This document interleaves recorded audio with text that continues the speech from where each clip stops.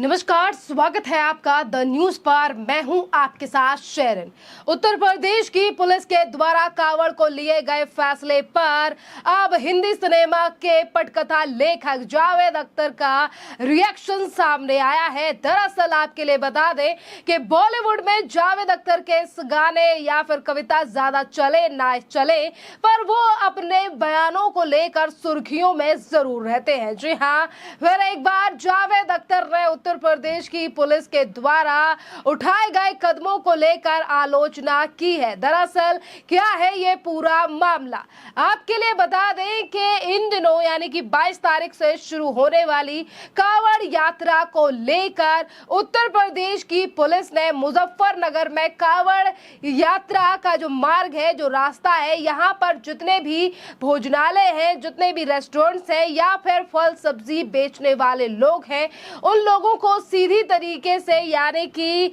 जो है वो एडवाइजरी जारी करके पुलिस के द्वारा कह दिया गया है कि यहाँ दुकानदार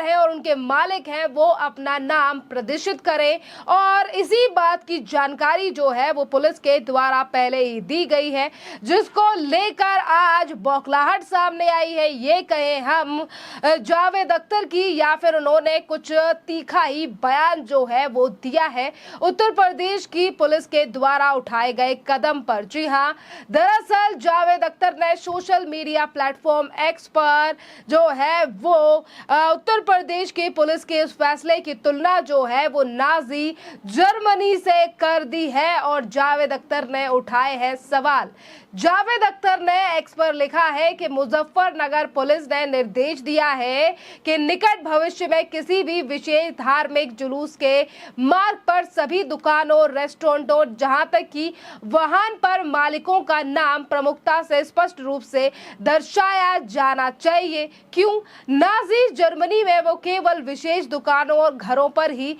निशाना बनाते थे और इस पोस्ट के सामने आने के बाद ही अब नई चर्चा शुरू हो गई है। जिस तरीके से उत्तर प्रदेश की पुलिस के फैसले को अब जावेद अख्तर ने नाजी का फैसला बता दिया है। आपके लिए बता दें कि इसी पोस्ट के द्वारा जहां कुछ लोग जावेद अख्तर के इस पोस्ट का समर्थन कर रहे हैं, तो वहीं दूसरी तरफ अब जावेद अख्तर से सवाल भी पूछे जा रहे हैं कि गिने चुने मौके पर ही जावेद अख्तर इस तरीके की बातें क्यों करते हैं। और आज अगर उत्तर प्रदेश की पुलिस यानी कि अगर मुजफ्फरनगर की पुलिस ने ये फैसला किया है, तो आखिरकार इतना ज्यादा बौखलाहट क्यों सामने आ रही है जावेद अख्तर की। देखिए, इन्हीं के यानी कि जावेद अख्तर की पोस्ट के नीचे ही जो है वो जितेंद्र प्रताप सिंह ने कमेंट करते हुए कहा है कि जब लोग कहते हैं कि हमें खाने पीने की चीजों पर हलाल मार्क चाहिए, तब हमें पता चला कि हम जो खा रहे हैं वो क्या खा रहे हैं और कहाँ खा रहे हैं।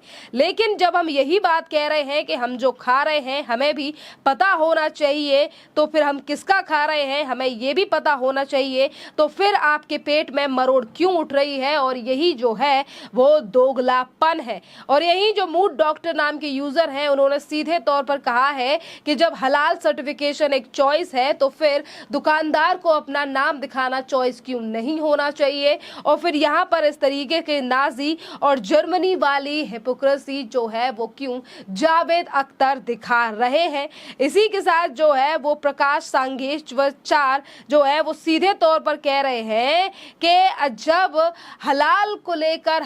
लेकर जिस तरीके से तमाम प्रोडक्ट जो है वो मार्केट में आते हैं और फिर कहा जाता है कि इन्हीं चीजों को हम खरीदेंगे, तो तब जावेद अख्तर जैसे लोग जो है वो क्यों सामने नहीं आते और क्यों सवाल नहीं उठाते हैं। यानी कि आज लगातार जो है वो जावेद अख्तर की पोस्ट का विरोध किया जा रहा है और पूछा जा रहा है कि सिर्फ और सिर्फ वो हिंदुओं के त्योहार या फिर उत्तर प्रदेश को लेकर ही ज्यादातर बयानबाजी क्यों करते हैं जावेद अख्तर, जो कि रहने वाले महाराष्ट्र के हैं और वहीं पर जो है वो उनका व्यापार से लेकर तमाम कारोबार है। इसी के साथ आपके लिए बता दें कि इस तरीके की बात करने वाले सिर्फ जावेद अख्तर ही नहीं है, बल्कि कांग्रेस के नेता अजय राय का भी बयान सामने आया है उत्तर प्रदेश की पुलिस के इस फैसले को लेकर। जिस तरीके से सहारनपुर में पुलिस ने सीधे तौर पर यह एडवाइजरी जारी की है और फैसला ले लिया है, जिस पर दुकानदार भी जो है वो अमल करते हुए नजर नजर आ रहे हैं।